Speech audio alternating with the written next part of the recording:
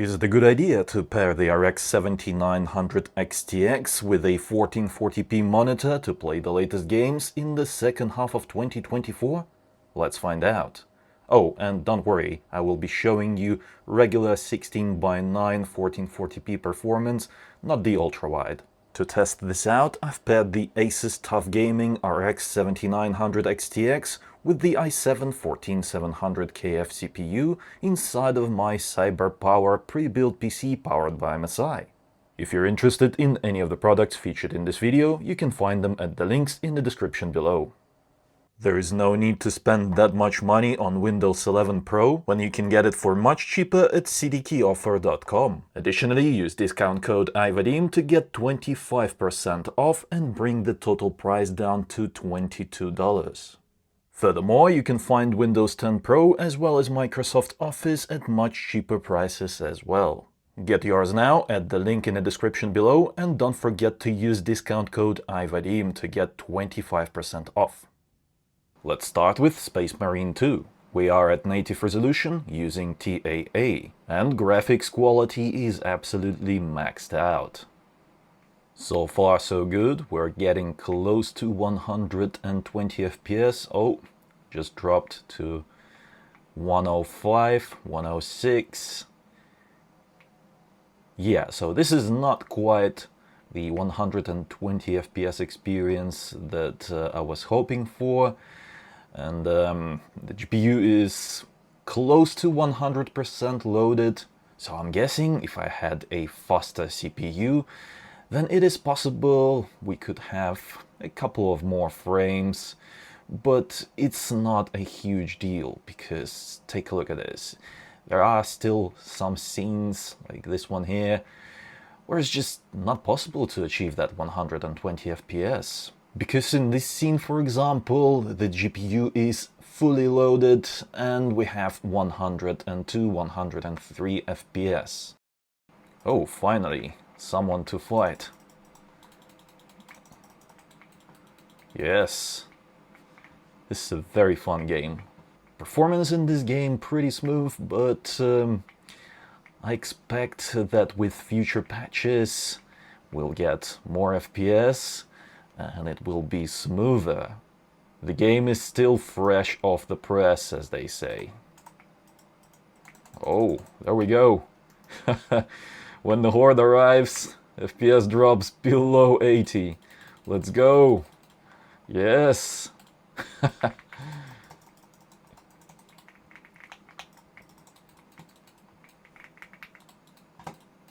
Boom. Oh no, I'm getting swarmed. Brutal. Let's go. Freaking aliens. Oh, in this scene, the GPU load is just around 80 to 90%. So there's definitely room for improvement there. But I wonder, is it the game optimization problem, or is it the case that the 14700 KF is just too weak for the new games? Could be a little bit of both. So I hope we'll see some optimizations in future patches. Overall, the experience is quite good. I enjoyed it. Next up is Black Myth Wukong. Let's start with native resolution. I'm using TSR because FSR in this game looks absolutely horrible. There's a lot of ghosting as well as other visual problems, so I do not recommend using FSR, at least not right now because it is broken. If they fix it in the future, we'll take a look at that, but for now, just stick to TSR. Graphics preset is set to cinematic, which is the highest option available.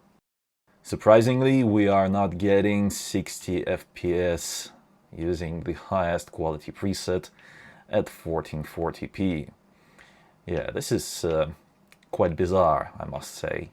Honestly, I was expecting a better experience from the RX 7900 XTX, but it turns out that it can't even run the latest games at 1440p with maxed out settings. And this is not even using ray tracing. And by the way, I'll show you what ray tracing looks like using this graphics card a little bit later on in the video, but first let's see if cinematic is simply too much to handle. Let's lower it to a more manageable, very high graphics preset. And even on very high, we're barely scratching the heels of that 60 FPS experience. Yeah. This is kind of pathetic. In some scenes we do get above 60 FPS, but in others it's below 60.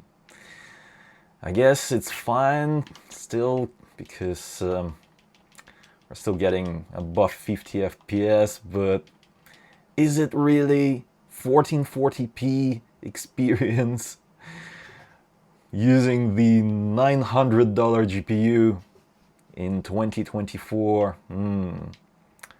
This does not look good. I'm guessing we have to lower the graphics to high. Let's see if that works.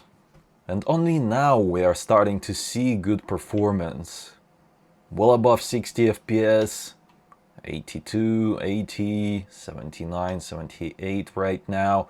So that just shows me that we are definitely going to stay above 60 in pretty much any scenario in this game. So if you want to play Wukong on the RX 7900 XTX at native 1440p resolution, then you have to use high graphics preset, or find optimized settings.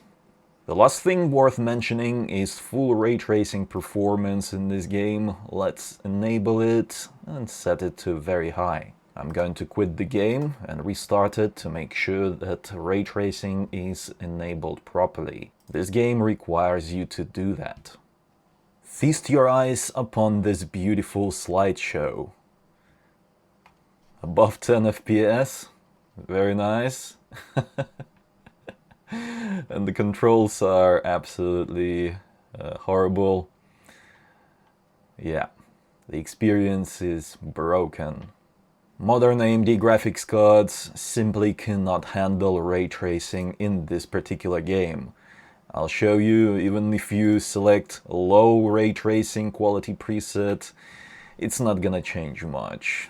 Have a look at this. Yes, there's more FPS, but the experience is still unbearable. Let me remind you that this is 1440p, not even 4K, and we're getting below 20 FPS. Pathetic. Let's go even further and lower graphics preset as well. Let's select low graphics preset along with low ray tracing. As you can see, even that doesn't help, because the problem is ray tracing performance, not the regular rasterization performance. We're still getting close to 20 FPS. So if you're looking to play the latest games with ray tracing enabled, then the RX 7900 XTX is not the GPU you want. Ghost of Tsushima is a much more easier game to run, because even though it came out this year on PC, it was developed for Sony PlayStation a few years ago. So it's not really the latest and greatest graphics in terms of visuals. It still looks good, but if you start looking at various textures and surfaces and effects closely, then you will definitely notice a huge difference between this game and games like Hellblade 2, as well as Wukong that we've seen just now. Yeah, it's just not even close in terms of visual fidelity. And that translates into great performance even with graphics maxed out, field of view maxed out, and I'm not using any resolution upscaling or frame generation.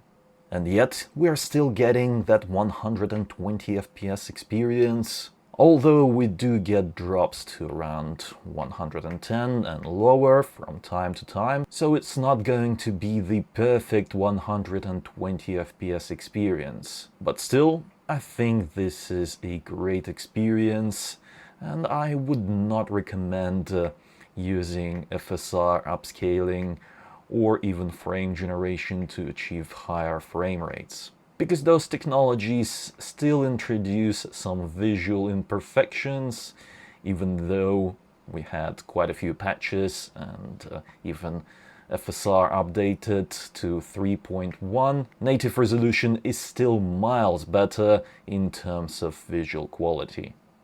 But we still should have a look at frame generation. Let's enable that and see what kind of frame rate we can get. Oh my, above 200 FPS.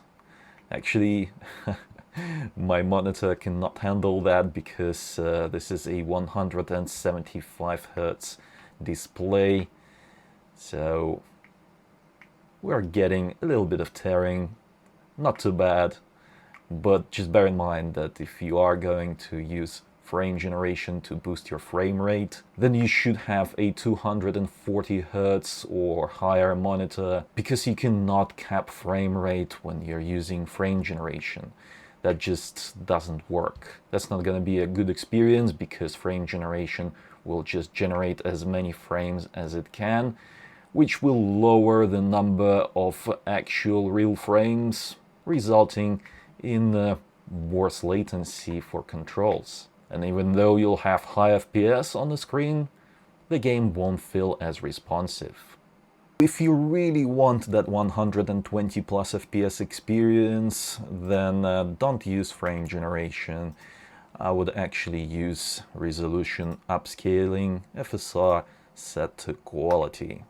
This way you get well above 120 FPS, and you can actually cap your frame rate if you are using resolution upscaling, and it won't affect latency at all. Although I still prefer playing this game at native resolution, not using FSR resolution upscaling, because even in quality mode we're still losing quite a bit of detail in the image. Yeah, it just doesn't look as nice as native. In conclusion, even for 1440p gaming, I think that the RX 7900 XTX is kind of a mixed bag, because some games work well on it, like Space Marine 2 for example. Then there's other games that do not work well at all, like Black Myth Wukong, especially ray tracing. It just doesn't work at all. And also FSR is a huge problem. It just sucks. FSR resolution upscaling delivers horrible image quality compared to competitors such as DLSS. If I'm spending close to $1,000 on a graphics card in 2024, then I expect everything to run well. That includes ray tracing as well as resolution upscaling. Unfortunately, the RX 7900 XTX cannot deliver that, so it does not get my recommendation. If you're interested in any of the products featured in this video, then you can find them on Amazon at the links in the description below. And if you're interested in 1440p monitors, then I have some of those recommended down below as well. Let me know in the comments, what do you think about this graphics card at 1440p in 2024, and don't forget to reward my work with a like if you enjoyed this video, if you found it helpful. That helps out a lot. And subscribe for more videos like this if you haven't already. It was I, Vadim. Until next time.